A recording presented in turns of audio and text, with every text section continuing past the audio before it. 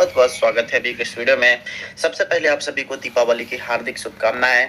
तो यहाँ पे आप सभी के लिए नियोजित शिक्षकों के लिए बिहार सरकार ने भी दीपावली का गिफ्ट दे दिया है। और कल जो है यहाँ पे आप सभी के लिए बहुत बड़ा जानकारी निकल करके सामने आया है कि आप लोग को दीपावली का गिफ्ट मिल चुका है। और आपके नियमावली में जो आपके द्वारा यहाँ पे सुझाव दिया गया था चेंजेस के लिए, तो उसमें यहाँ पे 6 चेंजेस कर दिए गए हैं।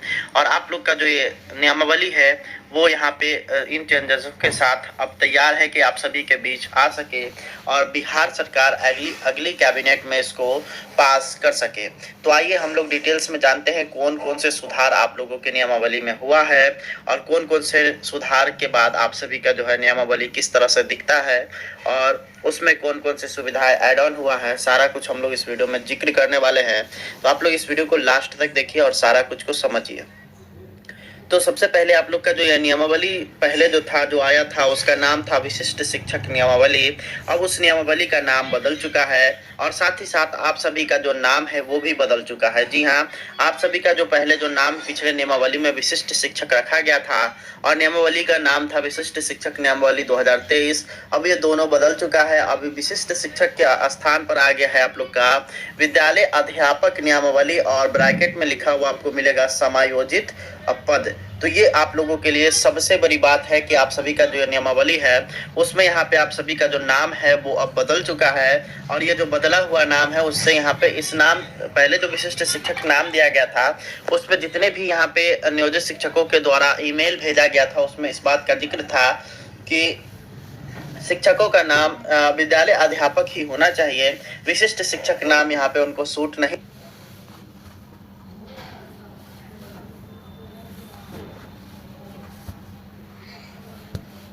करता है, क्योंकि विशिष्ट शिक्षक जो है पहले से बहाल है। वैसे शिक्षक को विशिष्ट शिक्षक कहा जाता है जो दिव्यांग, विकलांग, शिथिलांग बच्चों को जो है यहाँ पे पढ़ाते हैं। और ये जो नई शिक्षा नीति 2019 आई है उसमें इसको परिभाषित किया गया है। तो उसके बाद आप लोगों के लिए यह जो आप लोगों ने जो सुझाव दिया उस पर बिहार सरकार ने मुहर लगाई और आप सभी का नाम विशिष्ट शिक्षक से बदल करके अब लोग विद्यालय अध्यापक हो गया है। परंतु उसमें यहाँ पे थोड़ा सा चेंजेस है कि आप सभी के विद्यालय अध्यापक के ब्रैकेट में लिखा हुआ है समायोजित पद। ठीक है, चलिए अब दूसरा जो यहाँ पे सबसे बड़ा बदलाव आप लोगों को देखने को मिलेगा वो आप सभी के पेमेंट को लेकर के है। तो पिछले नियमावली की अगर बात करिएगा विशिष्ट शिक्षक नियमावली की, तो उसमें आप सभी के लिए यहाँ पे एक चीज था कि उसमें आप सभी को CTA का लाभ नहीं दिया जा रहा था, जिसके चलते आगे चल करके जितने भी नियोजित शिक्षक थे और जो BPSC शिक्षक थे जैसे ही वो आगे बढ़ते वैसे BPSC वाले शिक्षकों की बात कर रहा हूँ तो वो उनका जो पेमेंट होता वो पहले से बहाल नियोजित शिक्षकों की अपेक्षा यहाँ पे अधिक हो जाता। परंतु अब यहाँ पे नियोजित शिक्षकों को भी CTA का लाभ मिलने वाला है और जैसे ही CTA का लाभ मिलेगा वैसे ही आप सभी का जो पेमेंट होगा वो हमेशा BPSC से बहाल शिक्षकों की अपेक्षा अधिक रहने वाला है। और नियोजित शिक्षक का जो पेमेंट होगा उसमें कम से कम 5,000 से लेकर के लगभग जो है 15,000 के बीच बढ़ोतरी देखने को मिलेगा। 5,000 रुपया सबसे कम बढ़ोतरी है और अधिकतम जो बढ़ोतरी है वो है 15,000 रुपया तक की। अगर प्राइमरी सेक्शन की बात करेगा तो प्राइमरी सेक्शन में यहाँ पे 5 से 7,000 रुपया यहाँ पे सभी शिक्षकों का बढ़ने वाला है। वहीं 6 to 8 वाले की अगर बात करिएगा तो यहाँ पे उनका जो है पेमेंट वो बढ़ेगा, वो लगभग जो है 8 से 12,000 के बीच में। और उसके बाद जो है आप अगर हाई स्कूल और 11-12 के टीचर हैं तो आप सभी का जो पेमेंट होगा वो 9,000 से लेकर के 13,000 के बीच तक, यहाँ पे 15,000 के बीच आप सभी का बढ़ता हुआ दिखाई देगा। तो ये आप लोगों के लिए बहुत अच्छा चीज है। इसके अलावा इसी में एक और चीज सम्मिलित किया गया है कि आप सभी को जो है पिछले नियमावली में किसी भी तरह का पेंशन का लाभ उसमें दे नहीं था, किसी भी चीज का उसमें जिक्र नहीं था, न ही EPF का न ही NPS का। तो यहाँ पे अब आप लोगों के लिए बहुत बड़ा यहाँ पे खुशखबरी है कि आप सभी को BPSC से बहाल शिक्षकों की तरह ही आप लोग को NPS का लाभ मिलने वाला है। और जैसे ही आप लोग को NPS का लाभ मिलेगा तो आप सभी का जो बुढ़ापे की जो चिंता है वो यहाँ पे कुछ हद तक कम हो जाएगा। और उससे एक और फायदा होगा कि आपका जितना प्रतिशत जितना राशि आपका कटेगा उतना ही राशि बिहार सरकार की तरफ से भी दी जाएगी। यानी कि अगर मान लेते हैं कि आपके पेमेंट से 4500 रुपये कट रहा है तो 4500 रुपये जो है बिहार सरकार भी आप सभी को देने वाली है। और जिससे कि आप लोगों को जो है लगभग 9,000 रुपये के आसपास, अगर 4500 अगर आपका कटता है तो 9,000 रुपये के आसपास आप सभी का जो है यहाँ पे एनपीएस अकाउंट में जमा होते रहेगा। जब आप रिटायर कर जाइएगा तब आप लोग वहां से उस राशि का उपयोग कर सकते हैं और आप सभी का जो वो उपयोग करने की जो बात है वो आप लोग को वहां पे मिल जाएगा।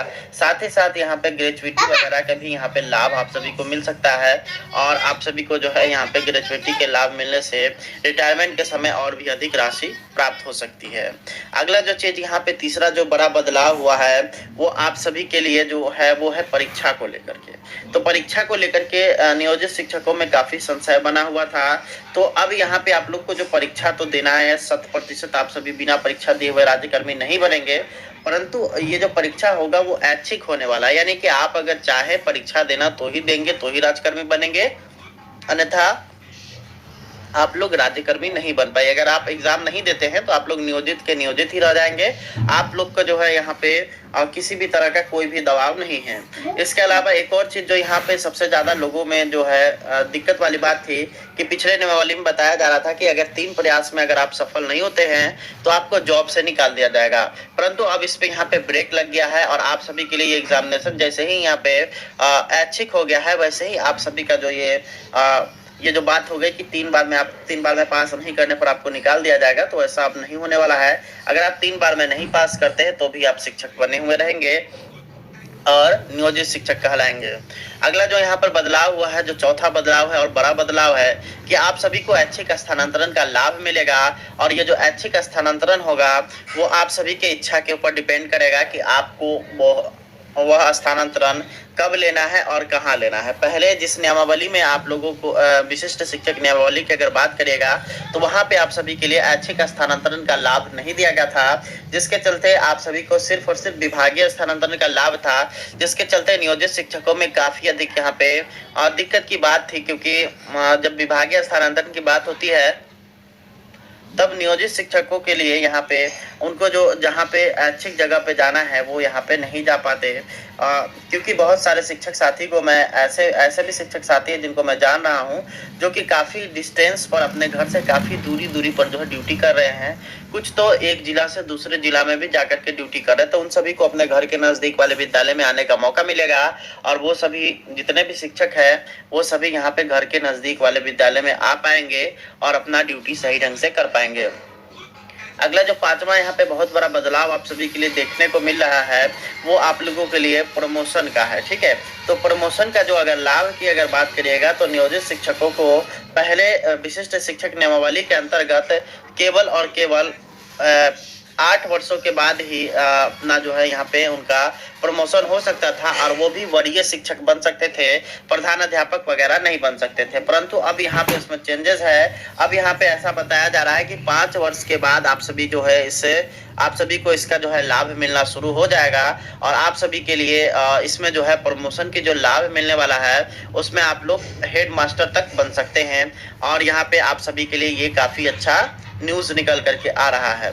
छठा और अंतिम चीज़ जो आप सभी के लिए बदलाव हुआ है वो नियमावली का जो स्वरूप है और सारा कुछ जो है वो बीपीएससी से बहाल शिक्षकों के समान हो गया है, अर्थात आप सभी भी बीपीएससी से बहाल शिक्षकों के समान ही जिला कैडर के हो गए हैं। अर्थात आप सभी का जो जिस तरह से बीपीएससी से बहाल शिक्षकों को सुविधा मिलेगी वही सारी सुविधाएं आप सभी को मिलने वाली है और साथ ही साथ आप सभी जो जितने भी नियोजित शिक्षक हैं वो सभी जो है बीपीएससी से बहाल शिक्षकों की अपेक्षा सीनियर रहने वाले हैं और उनसे वो आप जो है हमेशा वरीय रहने वाले हैं। ऐसा इसलिए क्योंकि आप सभी का और बीपीएससी से बहाल शिक्षकों की सुविधा समान है, परंतु आपकी ज्वाइनिंग जो है सेवा निरंतरता के कारण पहले से है और साथ ही साथ पे प्रोटेक्शन के कारण आपका जो पेमेंट है वो काफ़ी आगे रहेगा बीपीएससी से बहाल शिक्षकों की अपेक्षा, जिस कारण से आप सभी जितने भी नियोजित शिक्षक हैं आप सभी जो है वो बीपीएससी से बहाल शिक्षकों की अपेक्षा सीनियर रहने वाले हैं।